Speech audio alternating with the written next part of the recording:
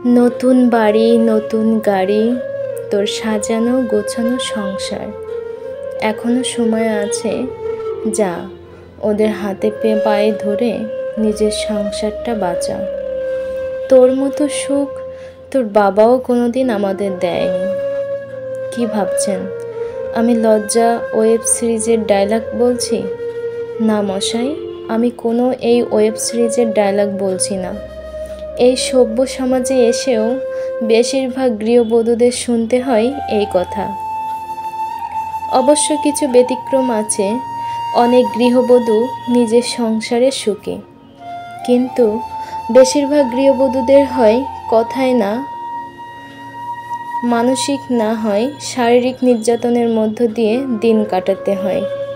কিছু দোষ না করেও দোষের ভাগী হতে হয়।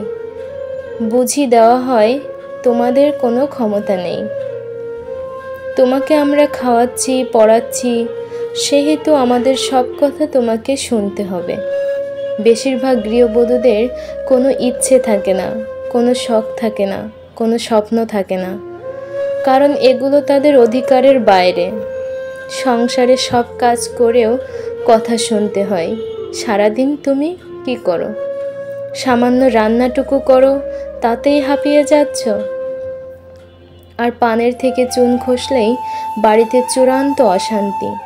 সব দোষ এসে পড়ে গৃহবধূদের উপর, কারণ তাদেরকে মানিয়ে নিতেই হবে। হ্যাঁ, সব কিছু মানিয়েই নেই, চুপচাপ সহ্য করে যায় দিনের পর দিন। ধেয়ে আসা তার উপর অশান্তি। কারণটা জানেন?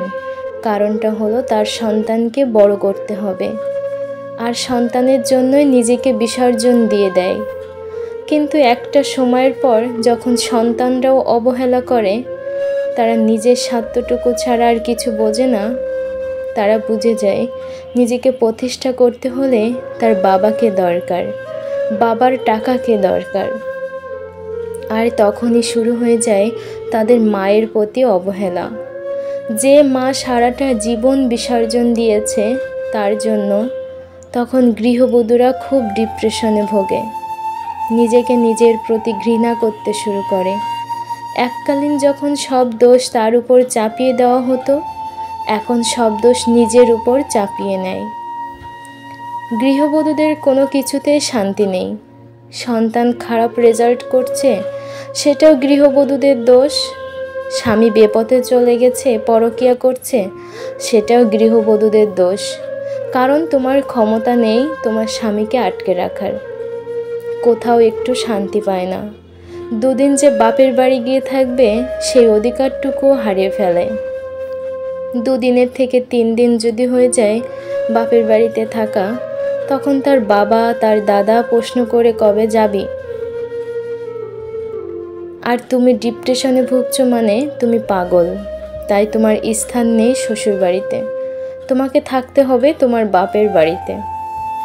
আর মা দুঃখ দুঃখ করে বলে, দেখতেই তো পাচ্ছিস তোর বাবার অসুস্থতার জন্য কত টাকা খরচ হচ্ছে, তোর দাদারও সেই রকম রোজগার নেই, জামাই তো এমনিতেই ভালো, তবে একটু রাগী, একটু মানিয়ে নে, নিজের সংসার নিজেরই হয়। এই কথাটা শুনতে শুনতে বেশিরভাগ গৃহবধূরা হাঁপিয়ে গেলেও তাদের মা বাবারা এই কথা বলতে হাঁপিয়ে যায় না। শ্বশুর বাড়িতে কোনো অশান্তি হলেই প্রতিবেশী ও আত্মীয় স্বজনদের কাছেও শুনতে হয় একই কথা। মেয়েদের এত সুখেও সুখ হয় না। এই যে গৃহবধূদের উপর শারীরিক বা মানসিক নির্যাতন হয়, সেটাতে লজ্জা পায় না। তারা যারা মানসিক ও শারীরিক নির্যাতন করে, লজ্জা পায় গৃহবধূরা। লজ্জা পায় থানায় গিয়ে তাদের সব কথা বলতে।